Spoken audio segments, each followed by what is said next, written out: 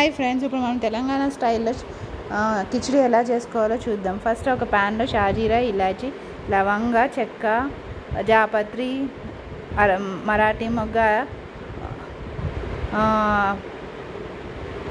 బిర్యానీ ఆకు అన్నీ వేసుకుని కొంచెం ఆయిల్, కొంచెం నెయ్యి వేసుకోవాలి.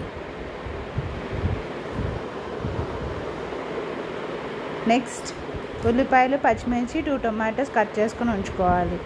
మనం ముందుగానే ఒక cup rice, 1/2 cup red masoor dal soak చేసుకుని ఉంచుకోవాలి. కొంచెం కొత్తిమీర, పుదీనా కూడా పక్కన ఉంచుకోవాలి. ఇప్పుడు నేను ప్యాన్లో ఆయిల్ అండ్ గీ వేసాను చూడండి.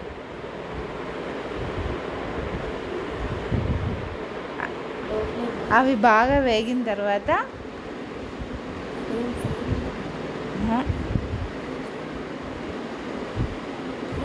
ఆనియన్, పచ్చిమిర్చి, టొమాటో వేసాం చూడండి.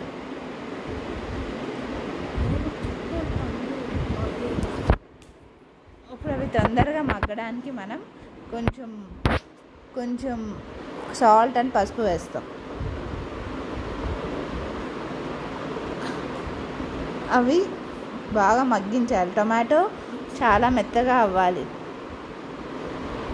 లో ఫ్లేమ్లో. ఇప్పుడు కొంచెం జింజర్ గార్లిక్ పేస్ట్ వేస్తాం, ఎందుకంటే ఇది తెలంగాణ స్టైల్ కిచిడి కాబట్టి.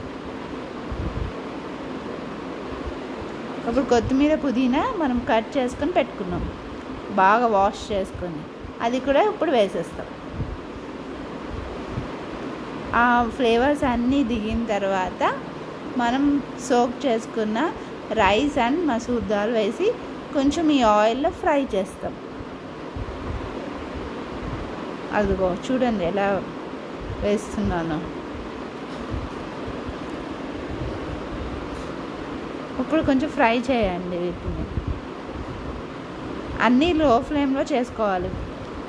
ఏ డిష్ అయినా మనకి మంచిగా రావాలంటే లో ఫ్లేమ్లో చేసుకుంటేనే బాగుంటుంది. ఇప్పుడు మనం ఒక కప్కి 2.5 కప్ వాటర్ వేసుకుంటాం, ఎందుకంటే కిచిడి కదా, కొంచెం మెత్తగా రావాలి, అప్పుడే బాగుంటుంది టేస్ట్.